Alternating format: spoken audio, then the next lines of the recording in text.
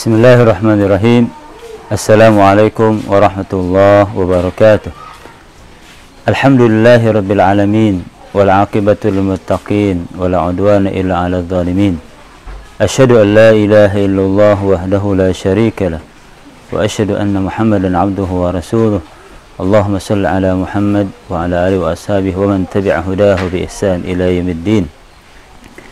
Qala Allah ta'ala fil Qur'anil Karim: والذين آمنوا واتبعتهم ذريتهم بإيمان ألحقنا بهم ذريتهم وما ألتناهم من عملهم من شيء كل امرئ بما كسب رهين.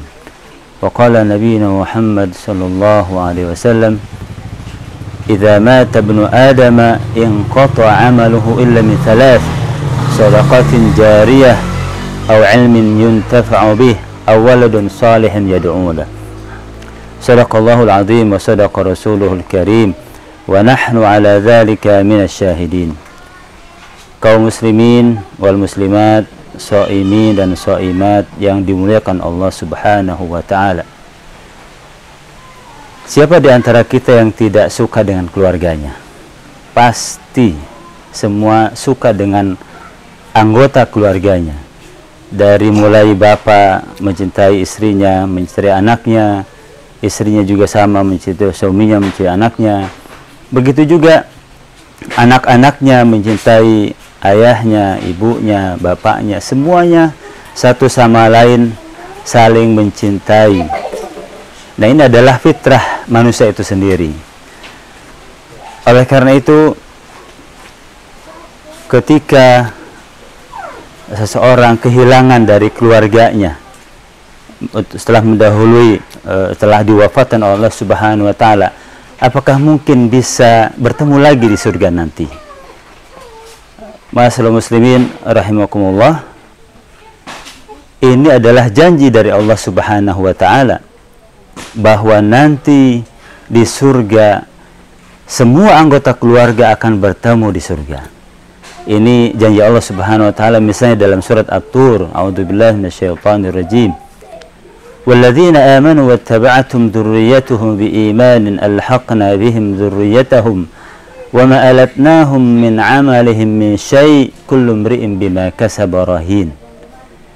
Jadi orang-orang yang beriman kepada Allah Subhanahu wa taala dan hari akhir ini pasti akan dikumpulkan bersama keluarga nanti. Bahkan tidak memandang siapa yang paling tinggi derajatnya. Jadi mungkin di dunia ada bapaknya yang paling soleh, anaknya kurang, tapi semuanya disatukan.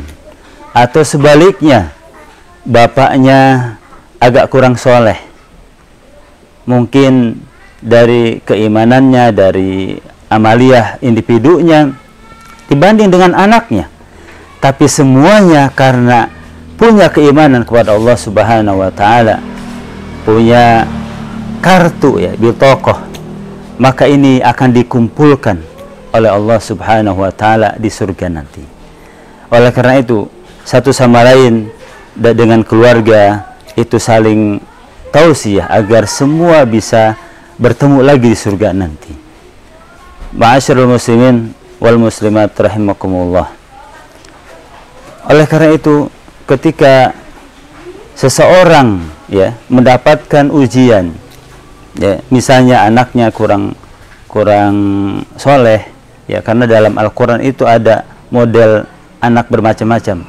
Ada yang modelnya adalah adu musuh begitu, ada yang fitnah, ya, kemudian ada perhiasan zina, tapi ada juga qurratu ayun.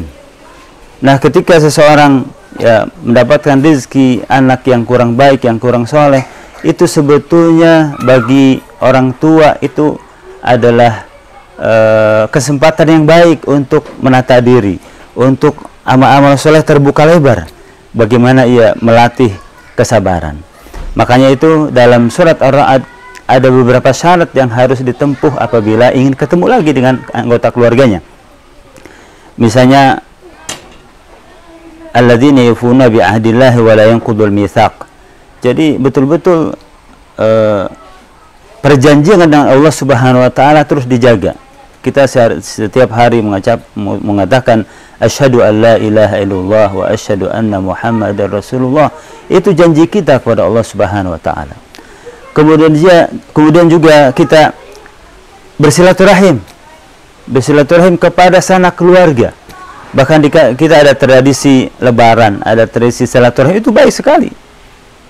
Paling tidak kalau zaman sekarang bisa melalui telepon, melalui WA, ya, bisa bertemu lah begitu. Ini adalah perintah Allah Subhanahu wa taala. Bahkan ketika kita mengunjungi teman dekat dari bapak kita yang sudah meninggal, itu abarul wud katanya. Jadi sesuatu yang baik ya menurut Allah dan Rasulnya, kita bersilaturahim kepada teman-teman orang tua kita. Ya, ketika mereka masih hidup, punya teman di mana kita kunjungi. Ya, kita bersilaturahim. Ya. Kemudian syarat yang berikutnya adalah alladzina yuqimunas shalah, yang mereka selalu mengerjakan sholat. Karena ini adalah salah satu perjanjian atau poin-poin perjanjian kepada Allah Subhanahu wa taala. Jadi mengerjakan sholat keluarganya, keluarga yang di situ selalu rajin. Makanya dalam keluarga itu banyak kesempatan sekali. Misalnya rahimallahu rajulan qama minal lail wa stayqadha ahlahu. Ya.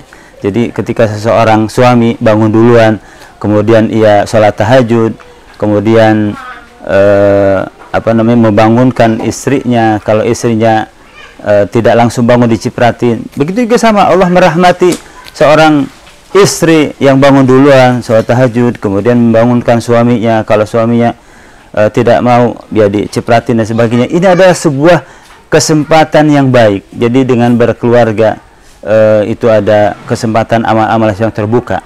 Oleh karena itu, bukan hanya kesenangan yang Allah berikan di dunia ini, tapi ternyata Allah terus langgengkan sampai akhirat.